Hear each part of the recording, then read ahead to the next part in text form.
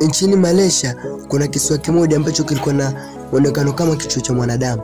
Katika hicho kisiwa inasemekana miaka 10 iliyopita kulikuwa na kijiji kimoja, lakini watu wote walifariki katika mazingira ya kutatanisha, na kijiji hicho kikapigwa marufuku. Hakuna mtu ambaye anatakiwa kufika kwenye hicho kijiji. Lakini kulikuwa na wanafunzi ambao walikuwa wamegraduate, so kamua wakaspend kwenye kile kisiwa bila kujua madhara yake, na hawakuwa wanajua kama kisiwa kile kilipigwa marufuku. So baada ya kufika kwenye hicho kisiwa walikaa hadi jioni. So yule ambaye alikuwa anafaa hadi wachukue alichelewa. So hao wakafika kwenye kile kijiji ambacho kilipigwa marufuku, na kulikuwa kuna kamba moja ambayo imefungwa hapa. Wakaifungua, na wakiwa kando waliona vinyago vya kutisha. Huyu jamaa anaitwa Mark, huyo ndo alikuwa anaongoza wenzake. So akafungua ile kamba na wote wakadisweka ndani ya kile kijijumba, maana ile merikebu ambayo ilikuwa inafaa kudachukua ilikuwa imekawia. So usiku wakiwa wamelala, kuna mwanadada mmoja hapa alisikia sauti za ajabu zilikuwa zinasikika huko upande wa nje kama mtoto analia. So baada ya kusikia zile sauti, ambapo hapo kuna mlango ambao ulikuwa umefungwa na jiwe fulani, lakini mlango ulikuwa unafunguka wenyewe. Sauti hizo zilifanya huyu mwanadada ambaye anaitwa Kate ashtuke kutoka usingizini. Ile anashtuka akaangalia wale wenzake wote walikuwa wameketi wima na wakaanza kudondoka mmoja mmoja. Hii ilimfanya azidi kuingiwa na hofu zaidi. Kate ilimbidi atoke zake nje ili akashuhudie yale mambo ambayo anasikia huko kama ni kweli. Lakini baada ya kufika huko nje akaanza kuonyesha mambo ambayo yalitokea zamani. Inasemekana kuna mwanadada fulani ambaye alikuwa anatoka mjini na kaja na mpenzi wake kutoka mjini, na katika kijiji ilikuwa hairuhusiwi. So yule mpenzi wake akachinjwa hadharani na akalazimishwa kunywa zile damu. Hii ilifanya akalani kile kijiji, na baada hapo akatokea kuwa mchawi mkubwa sana ambaye yeye ndiye alikuwa sababu ya kile kijiji kupotea. So alipofika asubuhi akafikiria kwani ilikuwa ndoto ama ni kweli, lakini hakuwa na jinsi. Hawa wanadada hapa kwa simu zao wakaona picha fulani ambapo wampigo wote wakawa wamelala. So kajiuliza, kama sote hapo tulikuwa tumelala, je, ni nani ambaye alipiga hizi picha? Hii ilizidi kuwatia hofu zaidi. Lakini wakasema hii picha watu wetu wengine hapa hawafai kuona hii picha, maana itazidisha sisi tuwe waoga na tutakosa wajasiri hapa. So wakakubaliana kwa wale ambao wana hizo picha wabaki kwa nazo, lakini wengine hawafai kujua hii story. Wakakaa pale hadi kukaa kumezidi kwa usiku tena. Yule mwenye ambaye alikuwa anafadi na meli hajakuja tena. Tunatupa huku kwenye hiki kisiwa chengine ambacho hao ndo wenye meli, na kauliza vipi wale watoto wamerudi? Hapana, wanaenda kwenye kile kisiwa. Nini? Kile kisiwa watu hawafai kufika. Wapigeni simu ili tuambie wasifike kwenye hicho kisiwa wakati wao ndo washafika tayari. Lakini kupiga simu katika kile kisiwa mawasiliano ni shida kuingia. So hawakupatana ili waelekeze.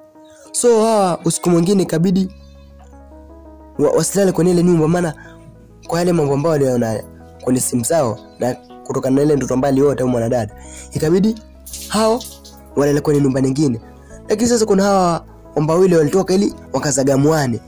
Kufika huku ile wanazagamuana akagonga jiwe fulani ambalo likaenda kuamsha ule mzimu ambao ulikufa ule mwamba mbali chinjwa. Alafu jamaa akaenda kodolea tena ile kaburi. Hii ilifanya mpaka ule mzimu ukaamka, yule mwamba karushwa mbali zaidi. Yule mwanadada ilibidi atoke mbio akaambia wenzake chenye kimtokea. Kufika huko akaelezea kile kitu ambacho kimtokea. So ikabidi watoke mbio wakamtafute, lakini walimtafuta bila mafanikio, hawakumpata bana. Hawakaona basi mambo yashazidi kwa mabaya sana. Huku tunatupokole mwamba ambaye alikuwa ameshikwa. Yule mwamba akawa anajaribu kujiokoa. Ule mzimu ulimkata shingo na kummaliza. Baada ile damu kumgusa tu ule mzimu ukaanza kuchange na kuanza kuonekana na muonekano mzuri. Huku tunatupokwa mwamba alikuwa bado anamtafuta bila mafanikio. Tunatupokwa mwamba ambaye alikuwa amechoku ili abaki kama ataona yule mwamba kirudi. Mara kukaja mwanadada ambaye ndiye mwake. Mwanadada sio kwa kautaka mwamba kwa chini ili wazagamuane bana. Kumbe yule mzimu bana. Mwamba akachinjwa, mwanangu akamalizwa. yani watu wakawa wanakufa kinoma. Baada ya muda kurudi nyumbani pale ambapo walikuwa wanakaa, wakapata tu damu, yule mwamba hawamuoni. Hofu wajaa zaidi, wanadada ni walikuwa na wasiwasi kinoma. Wakarudi mpaka pale kwenye ufuo wa bahari ili waanze safari. Mara wakaona ile meli, wakawa na furaha, lakini ile meli ikalipuka bana. Wote ni wakanyongonyea bana, walijua hakuna tena mandopo ya kutoka katika kisiwa. Wakakaa pale, wakaanza na kwazo wengine wakasema hapa hawezi toka mpaka wajue chanzo cha huu msimu ni nini. Lakini kuna yule mwanadada ambaye alikuwa alipata ile ndoto, akafukua pale mbali na kwenye ndoto akapata fuvu la kichwa kuligusa, akaanza kuonyesha maono kuhusu yule mwanadada na yule mwamba ambaye alikuwa anatoka mjini, akaja naye hadi akamalizwa na wanakijiji. Hiyo ndio kitu ambacho kilipelekea mpaka yule mwanadada akaingiwa na nguvu za kichawi ambazo ilikuwa ni spirit ya yule mume wake, na akalipiza kisasi na haribu kijiji kizima. Mara kashtuka, sasa kuna muona nini?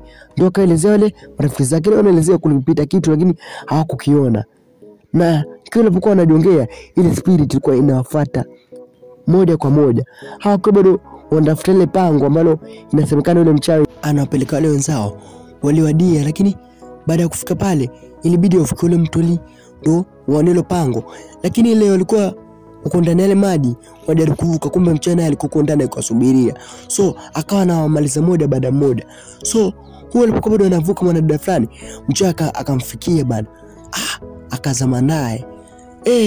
Ikawa ngori sana. Wakawa wanajaribu kupigana naye, lakini wapi, yule ana nguvu za kichawi. So wote ambao walikuwa wambaki hapa wakasema hapa hakuna cha kungojea, inabidi tukupigana naye, maana hata ikitokea tukijificha hii ni mchawi tu, bado atatufuata na tutuvumia, atatuua tu moja kwa moja. Bora tutupambana naye, bora tufe tukijaribu kuliko tushinde kujaribu kabisa. Ule usiku wakawa wamelala, akafuata mwanadada na mchawi akapotea naye bana. Ikawa ngori sana.